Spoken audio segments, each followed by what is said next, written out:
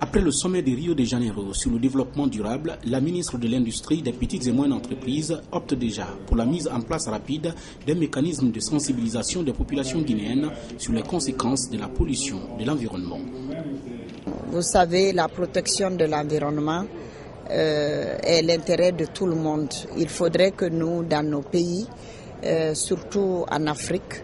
je dirais particulièrement dans notre pays, en République de Guinée, que nous puissions mener une campagne d'éducation très ardue au niveau des populations afin que les populations puissent donner de l'importance à la protection de l'environnement, car la protection de l'environnement nous donne un meilleur cadre de vie, nous donne une meilleure santé. Lorsque vous pensez par exemple aux éléments de la nature les plus importants, c'est-à-dire l'eau, les océans, les forêts, la terre même que nous cultivons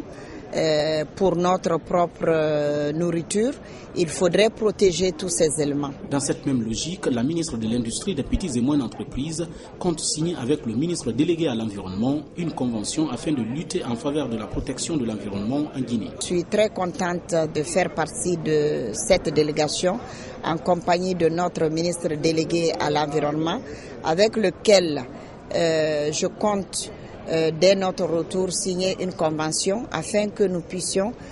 nous donner la main dans la main avec le ministère bien sûr qui s'occupe de tout ce qui est problème énergétique afin qu'ensemble nous ayons des mécanismes de protection de notre environnement pour que les nouvelles industries,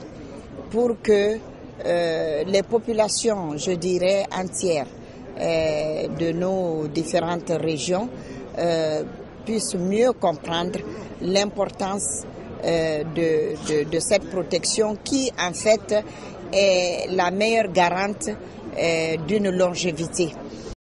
Cette option de la ministre Ramatoulaye Ba est une réponse au souci de la conférence de Rio de Janeiro qui cherche à replacer l'homme et la nature au centre du développement durable. Un sacré défi à relever dans un contexte où les populations continuent de se servir de l'environnement à travers notamment la coupe abusive du bois.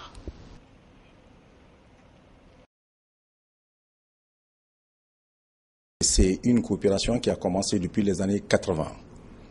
Une coopération qui a évolué en dents de scie. C'est seulement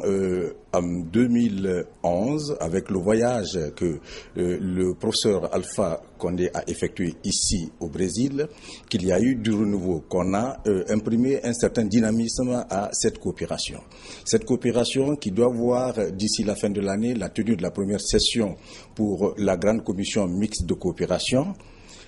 commence à faire ses grands pas. Et moi qui suis nouvellement arrivé et ayant constaté le potentiel que recèle ce pays, je dois tout mettre en œuvre et c'est ce que j'ai commencé d'ailleurs parce que quand je suis allé à Conakry, j'ai fait en sorte qu'au ministère de la Coopération, des réunions se soient tenues là-bas à partir des représentants des différents départements et nous avons eu un document synthèse, un document qui regroupe tous les grands projets dont la Guinée a besoin, dont la Guinée voudrait que ces projets-là soient traités au niveau, disons, du Brésil ou avec les cadres brésiliens. Salvador de Bahia recèle, existe là beaucoup